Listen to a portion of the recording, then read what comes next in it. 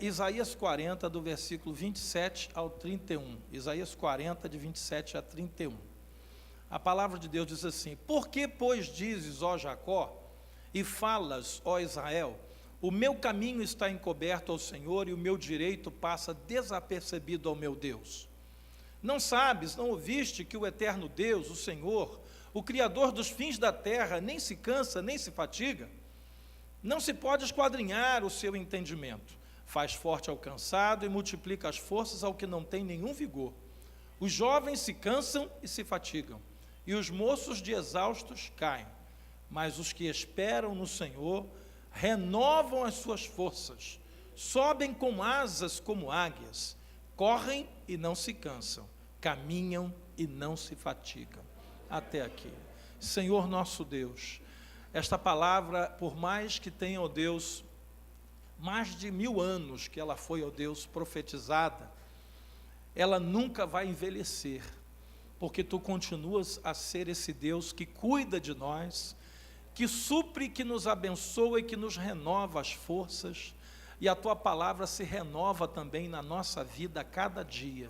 Por isso, Pai, ao estarmos nessa noite falando sobre esta palavra e outras que vamos usar na meditação dessa mensagem, Pai querido, fala ao nosso coração, para que a palavra não seja apenas a letra no pedaço de papel, mas seja aquilo que Tu estarás fazendo pessoalmente nas nossas vidas.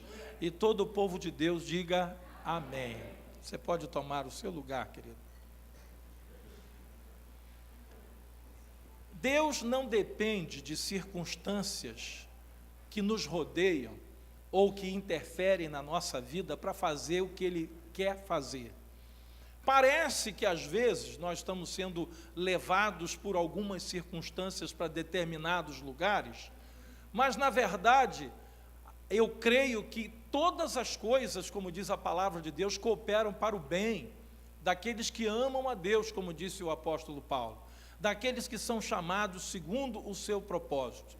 Só, queridos, que nós somos de carne e osso. A nossa natureza terrena, humana e adâmica gera algumas perguntas, alguns questionamentos quando nós estamos passando por dias difíceis.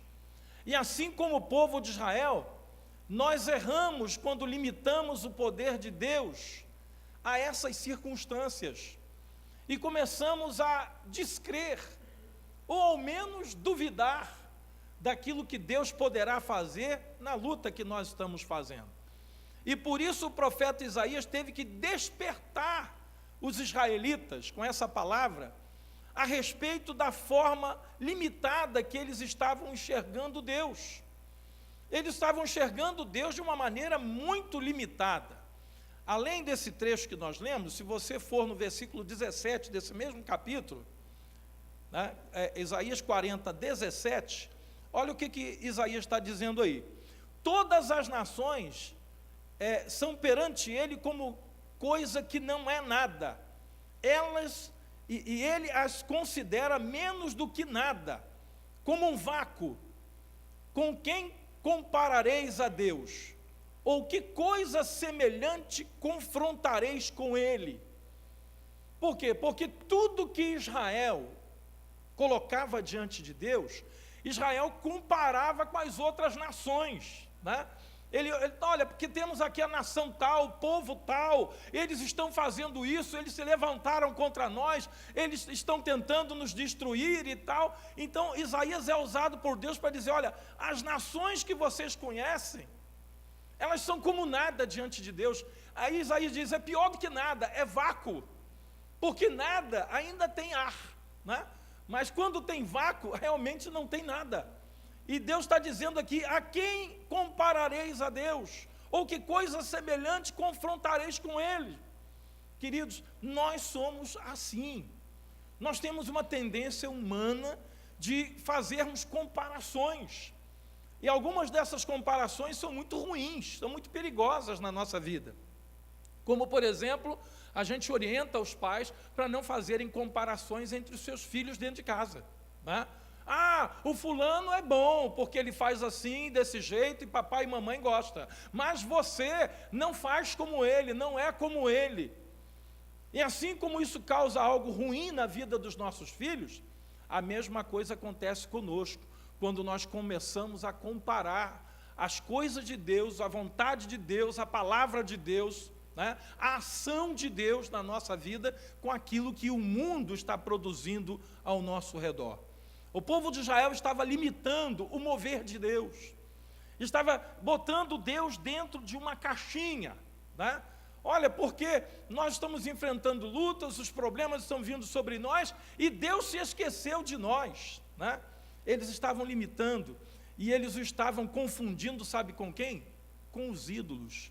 Na verdade, quando Israel fazia essa comparação sobre os outros povos, na verdade eles estavam comparando o Deus dos outros povos com aquilo que Deus estava fazendo na vida deles.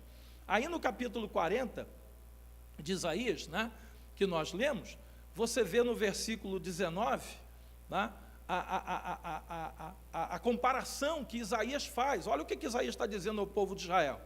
O artífice funde a imagem, e o ourives a cobre de ouro, e cadeias de prata forja para ela. O sacerdote idólatra escolhe de madeira que não se corrompe, busca um artífice, perito, para assentar uma imagem esculpida que não oscile. Acaso não sabeis? Porventura não ouvis? Não vos tem sido anunciado desde o princípio? Ou não atentaste para os fundamentos da terra?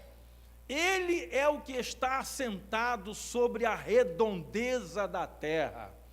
Enquanto a ciência estava discutindo se a terra era plana ou redonda, a palavra de Deus em Isaías já diz, milhares de anos antes, que a terra era redonda, né? Só que os cientistas não pararam para ver esse trecho aqui. Cujos moradores são como gafanhotos, e ele é quem estende os céus como cortina, e os desenrola como tenda para neles habitar. É ele quem reduz a nada os príncipes e torna em nulidade os juízes da terra. Mal foram plantados e semeados, mal se arraigou na terra o seu tronco, já se secam, quando um sopro passa por eles e uma tempestade os leva como palha. A quem, pois, me comparareis para que eu lhe seja igual? Diz o santo. Levantai ao alto os vossos olhos e vede. Quem criou todas essas coisas? Aquele que faz sair o seu exército de estrelas, todas bem contadas, as quais ele as chama pelo nome. E por ser ele grande em força e forte em poder, nenhuma só vem a faltar. Olha o que Isaías está dizendo. Porque Israel tinha um movimento, entendeu? De quando as coisas apertavam para o lado do povo de Israel, sabe o que eles faziam? Como eles tinham contato com os povos em redor, e aconteceu aquilo que Deus falou para não fazer e Israel fez, que foi casar alguns dos seus filhos e de suas filhas com esses povos. Então, quando vinha um momento difícil, quando vinha o momento do aperto, sabe o que o povo de Israel fazia? Alguns faziam, muitos até faziam. Corriam para esses deuses. Irmãos, e eu pergunto, hoje está diferente?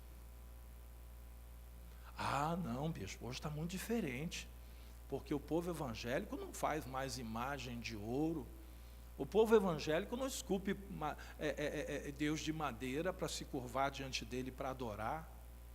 Aí eu vou fazer uma pergunta duvidosa, será que não estamos fazendo a mesma coisa, só que de outra forma? Quantos cristãos hoje, queridos, quantos estão adorando a um Deus que não tem na Bíblia, dentro de uma igreja evangélica? Quantos não estão adorando objetos e atribuindo a esses objetos algum milagre que Deus está fazendo na sua vida? Será que não seria o mesmo movimento nos nossos dias? E aí a pessoa limita a ação de Deus a um objeto, limita a ação de Deus a um homem, porque aquele homem é o homem de poder. Irmãos, Deus não está limitado a cerimônias, Deus não está limitado a objetos, Deus não está limitado à ação de homem algum. E a palavra que eu trago à noite nessa igreja é: Deus é o mesmo de ontem, hoje e o será eternamente. Ele é o Deus que fez os céus e a terra, que conta as estrelas e chama todas elas pelo nome. E aí nós tentamos, às vezes, colocar Deus dentro de uma caixinha e fazer com que Deus seja aquilo que a gente quer que Ele seja. Por quê? Porque no tempo da nossa idolatria, no tempo em que nós estávamos dominados por ídolos, nós tínhamos determinados comportamentos, e esses comportamentos parecem voltar ciclicamente na vida de algumas pessoas. Quando a gente fala de libertação, de cura interior, é porque nós estamos confrontados com uma realidade que alguns crentes ainda vivem hoje, porque estão sincretizando aquilo que acreditavam lá no passado e sincretizando essas coisas com o que tem na palavra de Deus hoje. Enquanto a palavra de Deus diz que nós devemos deixar essas coisas para trás e avançar para aquelas que estão diante de nós, para aquilo que Deus tem preparado para a sua igreja. E como povo de Deus, nós precisamos remover essas limitações que nos fazem ver Deus de uma maneira limitada, nos fazem enxergar o que Deus quer fazer de uma maneira muito pequena. Eu quero que você abra comigo em 2º livro de Reis. Normalmente a gente limita Deus quando a gente passa por um aperto. 2 Reis 6, versículo 15. 2º livro de Reis, capítulo 6, verso 15. A palavra de Deus diz assim: tendo-se levantado muito cedo o moço do homem de Deus, e saindo, eis que as tropas, cavalos e carros haviam cercado a cidade. E então o seu moço lhe disse: ai, meu senhor, que faremos? Ele respondeu: não temas, porque mais são os que estão conosco do que os que estão com eles. Orou Eliseu e disse: Senhor, peço-te que lhe abras os olhos, para que veja. O Senhor abriu os olhos do moço e ele viu que o monte estava cheio de cavalos e carros de fogo em redor de Eliseu. Irmãos, essa passagem é muito conhecida de todos nós, pelo menos da maioria. Quando Eliseu foi cercado pelo exército do rei sírio, os sírios vieram contra ele e o cercaram em Samaria, e ali eles foram pegar o profeta Eliseu realmente para matar, porque alguém disse lá para o rei da Síria: olha, não adianta tu fazer qualquer plano, porque lá em Israel tem um profeta chamado Eliseu, que tudo que tu planeja aqui, ele vai para o rei de Israel e diz no ouvido dele: ó, eles estão fazendo isso, fazendo aquilo outro. Então quando o senhor chega lá para fazer, eles já estão sabendo. Enquanto não se livrar desse tal de Eliseu aí, não tem jeito. Então ele disse: ah, é? Então o homem é Eliseu? É. Então vou fazer o seguinte, vou lá, mandar uma tropa boa, resgatar ele e trazer aqui, porque ele nunca mais vai fazer isso. Quando o auxiliar do profeta olhou em volta da casa do profeta, que era no monte, e viu o exército do rei da Síria se aproximando, ele diz assim: como é que vai ser agora? Vamos morrer. Eliseu, numa tranquilidade, chegou e disse assim: Senhor, abre os olhos dele para ele ver o que eu estou vendo. Quando Deus abriu os olhos do moço do profeta, ele viu um exército muito mais poderoso protegendo Eliseu do que aquele exército que veio para atacar Eliseu. Irmãos, quando nós perdemos essa visão do Evangelho, quando nós começamos a colocar Deus dentro de uma caixinha quadrada, redonda, ovalada, seja como for, aí nós começamos a limitar o agir de Deus a esses objetos que hoje estão sendo vendidos em muitas igrejas. Quando nós limitamos Deus dessa forma, nós deixamos de ver quem Deus é, e deixamos de enxergar o mundo espiritual que está ao nosso redor e não conseguimos enxergar a grandiosidade do que Deus é e daquilo que Ele quer fazer nas nossas vidas.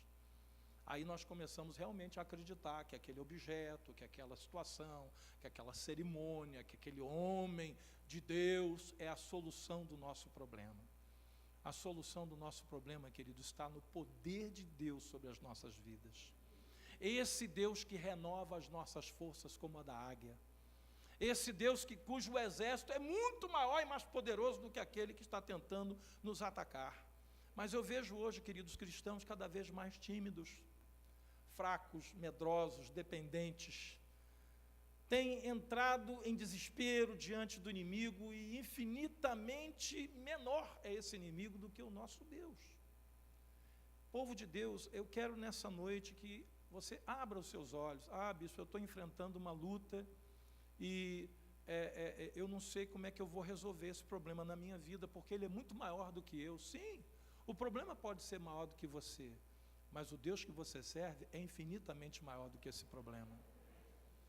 Era isso que Isaías estava tentando mostrar quando ele disse, olha, esses povos, essas nações que vocês estão fazendo referência aí, né, e o Deus deles não passam de um vácuo, não passam de nada.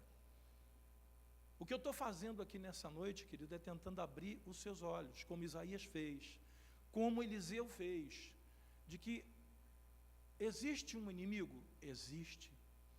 Esse inimigo é real? É real. Esse inimigo tem poder? Esse inimigo tem poder. Mas esse inimigo não é mais real do que o Deus em quem nós cremos. Ele não tem mais poder do que o nosso Deus. E ele não existe de maneira mais contundente do que o nosso Deus existe. Eu fico pensando hoje, queridos, temos um problema. E o que nós vamos ter daqui a alguns anos, quando o enfraquecimento do povo de Deus acontecer de maneira tal, sabe por quê? Porque Satanás, ele sabe. O inimigo sabe que se ele enfraquecer o povo de Deus, se ele fazer o povo de Deus acreditar em ídolos, se ele fazer o povo de Deus se afastar do verdadeiro Deus, esse povo é um povo fácil de conquistar. Às vezes, querido, nós cremos no poder de Deus, mas a gente acha também que Deus se esqueceu de nós, né? Tudo bem, bispo, olha, eu creio, Deus é tremendo, poderoso, Deus é infinitamente maior do que eu possa pensar, imaginar, um estalar de dedos de Deus destrói qualquer inimigo e tal, tudo bem. Mas quer saber? Eu acho que Deus está se esquecendo de mim. Isaías 40, 27. Vamos voltar lá para o texto que a gente leu inicialmente, do profeta Isaías. Capítulo 40, versículo 27. Olha só o que o povo de Israel andava falando.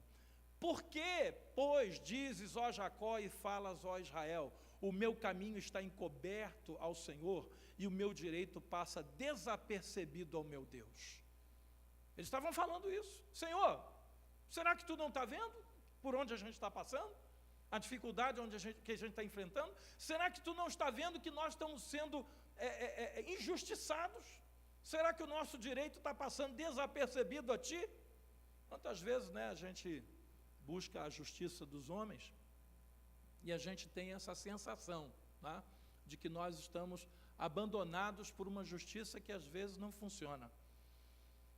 E a própria palavra de Deus diz que a nossa justiça humana não passa de trapos de imundície.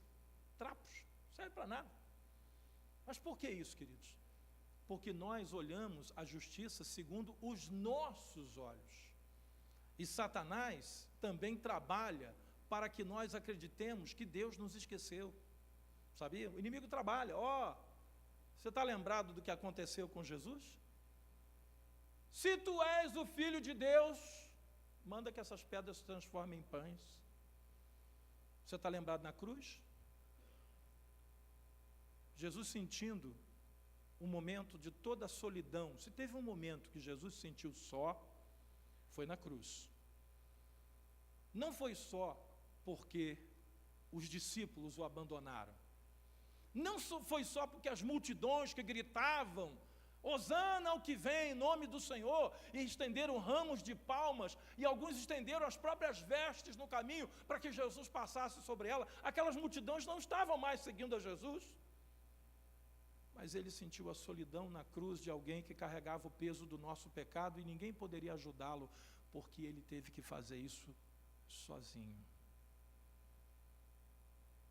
Satanás, sabendo de como Jesus se sentia naquele momento, como muitas vezes eu e você nos sentimos assim.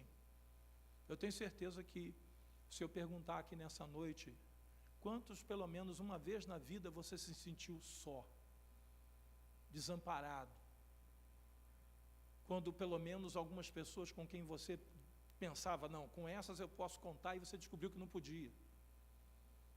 Quantas vezes? Algumas vezes, né, querido? Pois naquele momento, Satanás fala na boca de um dos ladrões: se tu és o Filho de Deus, salva-te a ti mesmo. O que ele quis dizer com essa palavra? Cadê o teu Deus? Cadê a tua força? Irmãos, às vezes nos sentimos assim, fracos, sem força. E nesse momento a sensação é de abandono. Nesse momento a sensação é de solidão. Algumas coisas que você e eu enfrentamos, nós vamos ter que enfrentar sozinhos. Mas nós não estamos sozinhos. O Senhor está conosco. A sensação é de solidão, mas na realidade nós não estamos sozinhos. Por isso foi que Jesus escreveu e Mateus relatou que todos os cabelos da nossa cabeça estão contados por Deus. O que Jesus quis dizer com isso? Ele quis dizer que não acontece nada na nossa vida sem que passe debaixo do mais alto e estrito controle de Deus. Nós sentimos que estamos sozinhos. Alguém que você amava te abandonou. Alguém com quem você dizia, não, fulano nunca irá me abandonar. E de repente essa pessoa te abandonou. Qual é a primeira coisa que a gente sente? Cadê a justiça de Deus nessa história? Cadê o Deus que eu sirvo? Será que ele não está vendo isso? Agora você entende por que Israel estava dizendo, o meu direito passa despercebido ao meu Deus? Irmãos, nós enfrentamos isso todos os dias. Há momentos na nossa vida que a gente pensa que não tem jeito mais. É melhor, né, como diz o ditado popular, chutar o pau da barraca, chutar o balde. E aí a gente pensa em desistir. Mas esse Deus que criou os céus e a terra, que tem todas as estrelas contadas e ele as chama pelos nomes, e nenhuma só dela vai faltar. Esse Deus que sabe quantos cabelos nesse exato momento tem na sua cabeça.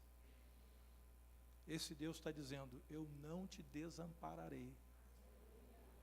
Satanás sabe que isso é verdade, mas ele aproveita o nosso momento de tristeza, o nosso momento de maior dor e de maior perda, para vir soprar no nosso ouvido e tentar dizer que não, que Deus te abandonou, que você está perdido, que não tem jeito, que o mundo é assim e que você não tem como sair dessa situação. O nosso Deus, queridos, ele não precisa esperar passar as nossas lutas para nos renovar. Porque tem muita gente que entende assim, bom, quando Deus me der vitória sobre essa luta, ele vai me renovar. Não, querido, não é assim que funciona. A palavra de Deus diz aí em Isaías 40, que lemos, no último versículo 31, diz, mas os que esperam no Senhor renovam as suas forças. Que maravilha! Você sabe que às vezes a gente lê a Bíblia e a gente não presta atenção no tempo do verbo? Quantos aqui você já leu esse versículo algumas vezes na sua vida, mas quando você lia, quando você lembrava dele sem olhar para a Bíblia, você lembrava do verbo no tempo renovarão, no futuro. renovarão as suas forças. Não, voltando para a palavra de Deus, o verbo está no tempo presente, renovam, hoje, não é no futuro. E a gente fica achando que quando o problema resolver, quando a coisa se solucionar, aí sim, aí eu vou me sentir renovado. Os que esperam no Senhor, renovam, hoje. O problema está lá, a coisa ruim está lá, o bicho feio está lá, olhando com cara feia para você. Mas a palavra de Deus está dizendo que você é renovado por Deus hoje. Subirão com asas, não, sobem com asas, como águias. Correm e não se cansam, caminham e não se fatigam. Irmãos, nós associamos a liberdade, a alegria, a paz, a felicidade quando a coisa resolver. E não, irmãos, a palavra de Deus está dizendo que isso já é para hoje, renovam agora. Deus não tem que esperar e nós também não temos que esperar. Basta apenas que nós estejamos esperando e confiando no Senhor. Por isso que Jesus disse: o meu justo viverá pela fé. Não é pelo que já foi feito, mas pelo que eu tenho certeza que Deus vai fazer. Eu já estou renovado a partir de agora. A partir de agora, não vou esperar não. É por isso que de vez em quando alguém não entende, diz assim: não te entendo. Como você não me entende? Porque você está numa enrascada que só eu sei como você está. E parece que nada está acontecendo com você, parece que você está numa boa.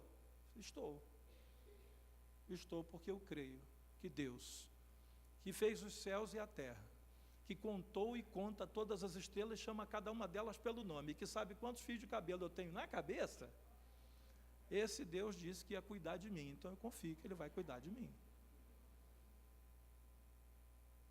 A igreja hoje está perdendo essa visão, para abraçar a visão de uma idolatria moderna, de uma idolatria que está se revitalizando no coração de muitos crentes. Às vezes a gente lê a palavra com relação a Israel, e a gente fica pensando: ô povinho, né? Deus tira esse povo lá do Egito, mostra para eles 10 pragas caindo, nenhuma delas caíram sobre eles. Tira o povo de lá, faz atravessar pelo Mar Vermelho a pé enxuto, nem lama tinha. Faz o exército de Faraó morrer todo nesse mar. E Moisés disse: olha, esses inimigos que vocês estão vendo, nunca mais vocês verão. Por quê? Porque eles iam morrer no mar. Deus manda sair água da rocha, dá carne para eles comerem no deserto, envia o maná, faz as águas de Mara se transformarem em águas saudáveis, porque elas eram amargas e envenenadas. Esse Deus manda uma nuvem de dia para não deixá-los queimar no sol do deserto, uma coluna de fogo à noite para que eles não ficassem no escuro e não sentissem o frio do deserto. Esse Deus não deixou os pés deles, as sandálias se gastarem, as roupas não se gastaram, 40 anos, meu Deus do céu, 40 anos. E mesmo assim, esse povo estava perguntando sobre os deuses dos povos vizinhos e fazendo comparação de Deus com esses deuses. Aí você olha um texto desse e diz assim: ô gentezinha difícil. Mas eu quero dizer que essa gentezinha existe hoje e está dentro das igrejas. Cristãos que estão amassando a palavra de Deus, jogando literalmente na lata do lixo, que estão se curvando ante a objetos que são ídolos modernos e que estão duvidando do que Deus possa fazer em suas vidas. Esse renovo, querido, ele não depende da nossa capacidade humana. Esse renovo é do Senhor.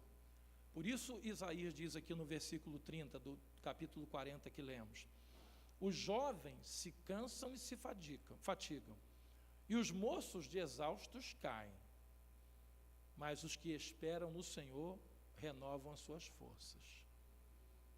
Por que Isaías fez essa comparação? Porque todo mundo diz assim: jovem não se cansa, né? Jovem tem uma energia, né? Pois é, mas essa força que a gente recebe de Deus não pode se comparar à força dos jovens. Humanamente, queridos, nós não podemos nada, mas esse Deus é que produz tudo na nossa vida. Então não é a sua força humana, a sua capacidade, olha, fulano é esperto, né? O meu braço me deu a vitória, porque eu, não, querido, não é isso não. Você sabe por quê? Porque quando a gente confia nessas coisas, quando chega a velhice, a gente começa a dizer assim, agora eu não posso mais nada, porque eu estou velho. A Bíblia diz que os vossos velhos sonharão, e os vossos jovens terão visões. Normalmente é o contrário, né? O jovem é que sonha, porque ele está com uma vida inteira pela frente, cheio de planos e sonhos, e os idosos já não têm mais planos e sonhos, eles só têm visões. Por quê? Porque o mais velho, o idoso, ele tem mais experiência da vida, então ele consegue ver aquilo que o jovem não consegue ver, porque tem inexperiência. Mas na palavra de Deus, nem a força dos jovens, nem o sonho dos jovens, nem a experiência dos velhos contam para nada. Aí Deus troca tudo. Quer saber? Eu vou dar visão para o jovem e vou dar sonho para os velhos. Um jovem cheio de Deus, ele tem a visão que o jovem do mundo não pode ter. E um idoso cheio da presença de Deus, ele consegue sonhar aquilo que nem os jovens conseguem sonhar. Sabe por quê? Porque não é a tua força, não é a minha força, não é a nossa força, é a força do Senhor. Ele é que nos renova. Esse Deus que não precisa esperar passar o temporal para te abençoar, Ele começa a te abençoar agora. Por isso Paulo disse, olha, quer saber? Quando sou fraco, é que eu sou forte. Porque eu esperei, Paulo na sua experiência judaico-religiosa, né? Ele confiava muito na sua capacidade de intelectual e religiosa para resolver os problemas. Até que um dia Paulo se viu diante de um pecado do qual ele não conseguia se livrar. E todos os dias aquele mensageiro de Satanás, a quem ele chamou de um espinho na carne, o esbofeteava para lembrar da fraqueza dele. Então, sabe o que ele começou a dizer? Senhor, eu já sei que eu não vou conseguir vencer isso, porque 3 vezes ele pediu a Deus que livrasse e não conseguiu. Então, Paulo resolveu uma coisa, quer saber? Eu vou entregar essa fraqueza nas mãos de Deus e vou ser forte nele, porque em mim eu não vou conseguir ser forte. Muitas vezes, querido, quando você passa por um momento assim, Satanás vem para te acusar e para dizer que você não merece o amor de Deus. E você sabe que nesse ponto Satanás está certo? Porque nós não merecemos o amor de Deus. É por isso que não fomos nós quem o escolhemos. Ele nos escolheu a nós e nos designou para que nós dessemos frutos e o seu nome fosse glorificado na nossa vida. Então é a tua fraqueza? É, mas é a fortaleza de Deus na tua fraqueza. Então Paulo disse, quando sou fraco, então é que sou forte. Queridos, nós vivemos hoje dias muito difíceis, não precisa nem falar. Eu lembro de uma canção do pastor Paulo César Brito, a quem eu gosto muito. Ele compôs um hino que diz assim, eu já decidi ser invencível, pois seu Espírito habita em mim, e nada me abalará, Cristo nunca me deixará.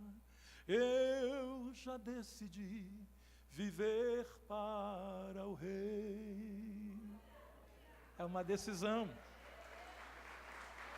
É uma decisão.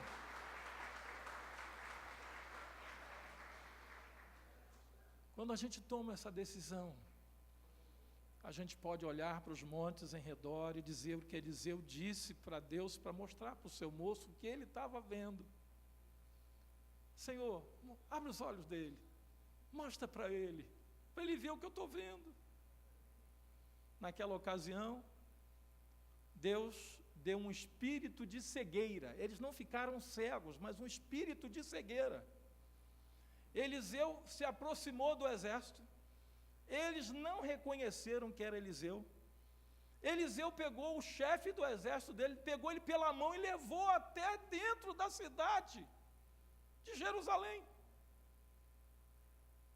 Agora, quando chegou lá no meio, todo o povo de Israel em volta, Senhor, abre os olhos dele. Quando eles abriram os olhos, a gente está em Jerusalém, e esse povo todo em volta aqui são nossos inimigos, eles vão nos matar. E Eliseu disse ao rei de Israel: não façam mal a esses homens, vocês só podem matar aqueles que vocês conquistarem pela espada de vocês, mas esses aqui vocês vão alimentar e vão mandar de volta.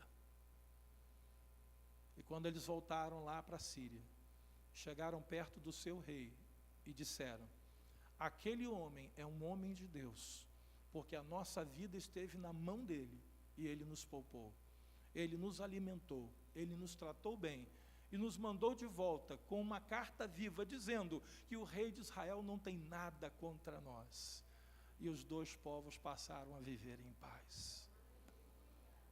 Irmãos, é uma decisão. Eu sei que é difícil tomar uma decisão como essa, quando você olha em volta e você só vê problema. Mas a decisão que Deus nos dá, a garantia que Deus nos dá, é de que nós servimos a um Deus que é Criador dos céus e da terra, que tudo pode, que nada refoge ao seu conhecimento, nada foge da sua vontade, e que todas as coisas cooperam para o bem daqueles que amam a Deus, e que no meio da nossa fraqueza Deus nos assiste, e quando somos fracos e confiamos nele, é então que somos fortes. E você não precisa de objeto, você não precisa de nada miraculoso, você não precisa fazer nada que não esteja na palavra de Deus, para você ter a sua vitória, em nome de Jesus. Eu quero nessa noite orar. Queridos, nós não podemos permitir que o mundo e as dificuldades, e muito menos o nosso inimigo, Satanás, venham a diminuir o tamanho do Deus a quem nós servimos. Não deixe que isso aconteça. Nós vamos declarar nessa noite, para os nossos problemas, para as nossas lutas, que nós confiamos no Deus em quem nós temos crido, no Deus da nossa provisão, no Jeová Jirê. E como disse o profeta Isaías, ele faz forte ao cansado e multiplica as forças daquele que não tem mais nenhum vigor. Por isso eu creio que não é semana que vem não, hoje, Deus renova as nossas forças como a da águia. Mas o problema ainda está lá, ele vai continuar lá, e você aqui, guardado pela poderosa mão do Senhor. Certa vez, Jesus disse que nós deveríamos temer, não os homens, porque esses só podem tocar na nossa carne, mas deveríamos temer aquele que pode tocar na carne, e depois de tocar na carne, matá-la, ainda pode condenar uma alma ao inferno. É interessante como as pessoas temem mais aos homens e ao diabo do que a Deus. A esse deveis temer, disse o Senhor Jesus. Eu quero nessa noite orar com você, querido. Eu sei das lutas que todos nós temos passado. O ano seria de deserto. Deus me falou isso no final do ano passado. Em outubro do ano passado, Deus já tinha falado isso no meu coração. Diga ao meu povo que vai ser um ano de deserto. Mas Deus nunca manda o povo dele para dentro do deserto sozinho, nunca. Quando a gente entra no deserto, Deus vai junto com a gente. Depois de 40 dias e 40 noites, diz o texto que vieram os anjos e serviram a Jesus. Eles já estavam ali, só esperando o toque de Deus, dizendo: e agora? Pode servir. A mesa já estava posta no deserto. assim como para Jesus e como para Elias, e como o povo de Israel, durante 40 anos. E para nós hoje, a mesa já está posta nesse deserto. Levanta-te, come e bebe, porque o caminho ainda te será sobremodo longo. Ah, eu acho que eu estou chegando no fim. Não, querido, tá não. Tem um caminho pela frente ainda. Tem muita coisa de Deus para acontecer na sua vida. Vamos nos colocar de pé, vamos orar.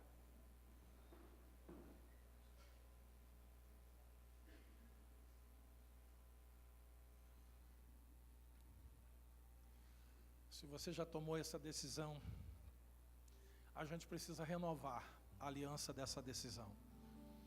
Se você ainda não havia tomado essa decisão, eu digo para você nessa noite, tome. Porque os problemas nunca vão nos abandonar. Todo dia que a gente levanta tem lá um problema novo. Ou o velho tentando nos visitar. Mas o nosso Deus renova a sua misericórdia a cada manhã sobre a nossa vida. Se você vem enfrentando lutas e nessa noite você sabe que Deus falou com você e você sentir desejo de vir ao altar, eu quero orar com os irmãos que estão passando essa luta e você deseja vir no altar de Deus nessa noite. Só você sabe, você e o teu Deus, o que você virá fazer aqui na frente. Mas se você está se sentindo impelido pelo Espírito Santo a fazê-lo, faça. Não é o apelo do pastor que vai fazer diferença no que Deus vai fazer, mas é aquilo que Deus já está começando e já falou com você. Saia do teu lugar nessa noite e venha ao altar de Deus. Haja o que houver, Ele é o teu Deus, Ele é o Senhor da tua vida, Ele é o Deus da tua salvação. Amém. Glória a Deus. Oh, aleluia. Louvado seja o nome do Senhor. Venha o teu reino, Pai. Seja feita a tua vontade nas nossas vidas, assim como os anjos fazem a tua vontade no céu. Aleluia. Deus amado,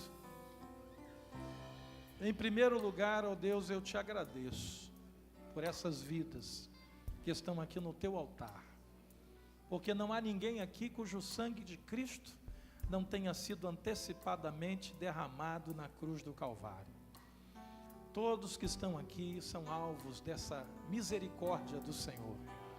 Por isso, Pai, eu oro a Ti, Senhor, eu peço a Ti nessa noite, que assim como Tu revelaste ao moço do profeta, aquele exército que ele não estava conseguindo ver, não estava conseguindo enxergar, que Tu reveles nessa noite aos Teus filhos e filhas que estão aqui no Teu altar. Porque por mais difícil que seja, vale a pena confiar no Senhor. Ele renova as nossas forças como a da águia. Pai querido, que nessa noite, Pai, ninguém saia deste lugar, ninguém saia, ó Deus, desse santuário, sem antes ter a certeza de que o Senhor está cuidando da sua vida. O Senhor está livrando, o Senhor está protegendo, mesmo quando parece que isso não está acontecendo, porque lá está a boa e poderosa mão do Senhor sobre as nossas vidas, porque em nós clamamos nessa noite, porque em nós clamamos ao nosso Deus, porque Ele sabe o que é melhor para nós. Pai querido, dá paz ao coração desses irmãos e irmãs. Ó Deus, que toda a inquietude, ó Deus, que toda a preocupação, que toda a angústia, todo o medo, toda a dúvida, saia em nome do Senhor Jesus desses corações, e venha uma confiança inabalável no Senhor, que jamais deixará que eles sintam, ó Deus, sintam-se, ó Deus, abandonados. Muito pelo contrário, que o Senhor esteja presente no deitar, no levantar, no caminhar, no dia a dia, Senhor, a Tua presença se faça forte no coração desses irmãos. A paz do Senhor, que excede a todo entendimento, guarde-os em seus corações e suas mentes. É o que nós te pedimos, em nome do Senhor Jesus. Amém e amém. Aleluia. Querido, eu vou dar um segredo para você. Todas as vezes que você se sentir meio só e achar que não está dando certo, louve a Deus. O segredo que eu estou passando para você é o de Jó. A palavra de Deus diz que em tudo isso Jó não pecou contra Deus. Pelo contrário, ele louvava Deus. Ele foi capaz de dizer: Deus deu, Deus tirou. Louvado seja o nome do Senhor. E ali consiste a vitória de Jó e a nossa vitória. O inimigo veio para tentar te entristecer. Louva. Senhor, eu te louvo pela minha vida. Eu te louvo pela minha família. Às vezes o problema está dentro da família. Você fala: Senhor, eu te louvo pela minha família. Às vezes o problema está lá no laudo médico. Senhor, eu te louvo pela vida desse médico, porque ele é muito bom, mas o laudo dele está enganado. Eu creio que tu podes mudar esse laudo. Então, louve e bendiga o nome do Senhor, porque Ele é o Deus que te sustenta. Não é o teu vizinho, não é o teu amigo, não é ninguém. É Deus quem te sustenta. Ele é o Deus da sua vida. Amém?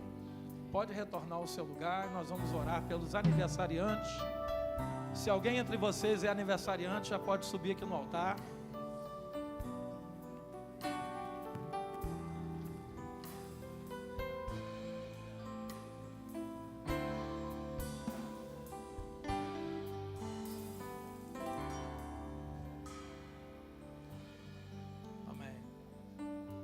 Enquanto os irmãos aniversariantes estão vindo, né, pode vir aqui para o altar. Eu vou passar aqui um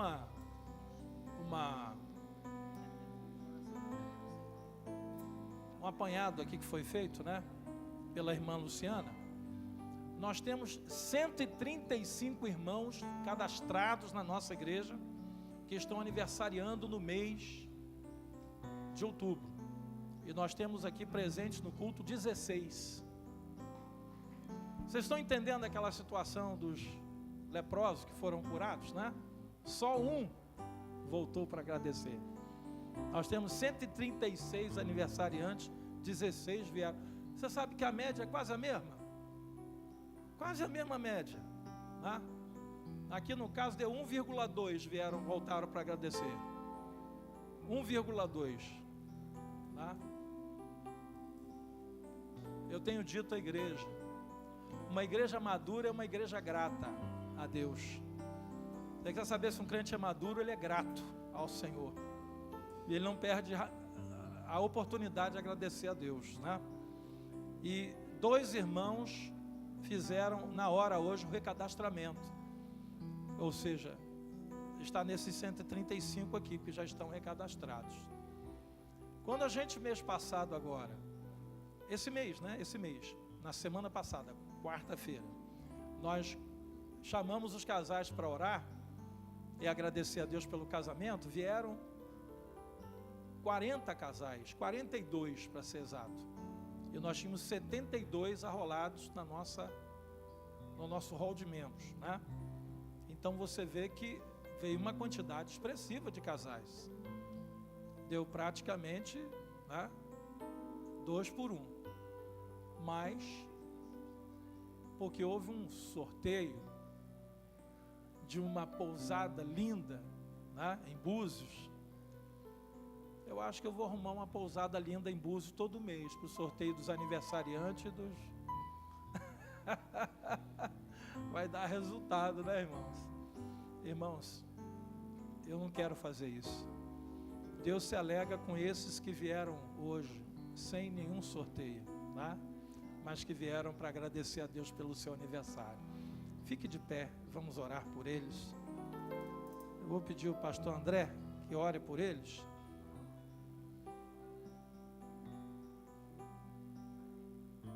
Amém. Estenda suas mãos na direção dos irmãos que nesta noite, neste mês, né, aniversariam, mas nesta noite agradecem, né, pelo privilégio de estar na casa do Senhor. Deus, nós te agradecemos, Pai amado Deus, te louvamos pela vida de cada irmão, de cada irmã que nesta noite veio até a tua casa, Pai, para estar em comunhão com a tua palavra, com a tua presença e também com os irmãos aqui, se alegrando e agradecendo a Deus por mais um ano, Deus, que tu proporcionaste a cada um aqui, Deus. Te pedimos que tu abençoe, Pai amado Deus, que o Senhor derrame, Pai amado de Deus, a cada um aqui, Deus, a sua boa mão, a tua vontade, o teu cuidado, o teu carinho, um presente, uma bênção, Deus, seja entregue nesta noite, através da tua palavra, a cada um aqui, Pai, te pedimos, Pai, cuida da saúde, Pai amado Deus, resolve problemas, Pai,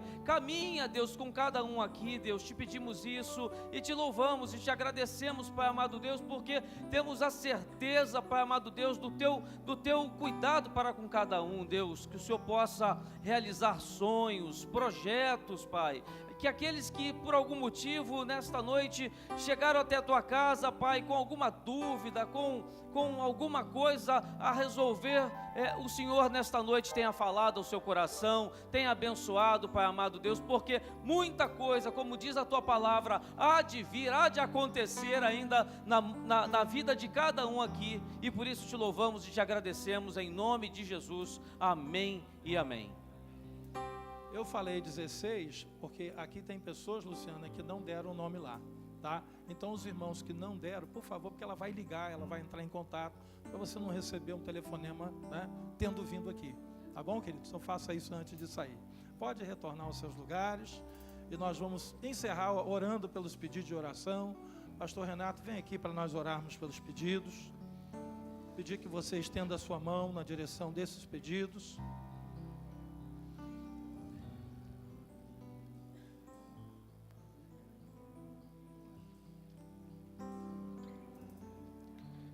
Senhor, nosso Deus e nosso Pai, aqui estamos, Senhor, reunidos na Tua casa, gratos, ó Deus, por tudo que o Senhor já fez e realizou nessa noite, pela palavra pregada, pelos louvores entoados, e nesse momento, Senhor, apresentamos a necessidade dos Teus filhos diante de Ti. Na Tua palavra, Senhor, declara que tudo aquilo que ligamos na terra será ligado no céu. A Tua palavra, Senhor, declara que a oração do justo pode muito em seu efeito. A Tua palavra, Senhor, declara que os Teus ouvidos não estão agravados, nem Teus braços encolhidos para a oração que é feita nesse lugar. Ó Deus, mediante a Tua palavra, é que nós oramos, é que nós clamamos, é que nós exercitamos a nossa fé, crendo, ó Pai, que quando oramos, essa oração chega até o alto do céu e que o Senhor começa a agir, o Senhor começa a operar. Ó Deus, e que o próximo passo é ter testemunhos, é ter, ó Pai de amor, relatos do que o Senhor fez e do que o Senhor realizou. Assim, Senhor, nós oramos por essa necessidade, nós cremos no Teu agir, e nós cremos, ó Pai, que nesse momento essa oração não fica no teto dessa igreja, mas que chega até, ó Deus, o Teu coração. Ser, ó Pai, com a necessidade de cada um dos Teus filhos, em nome de Jesus, amém e amém.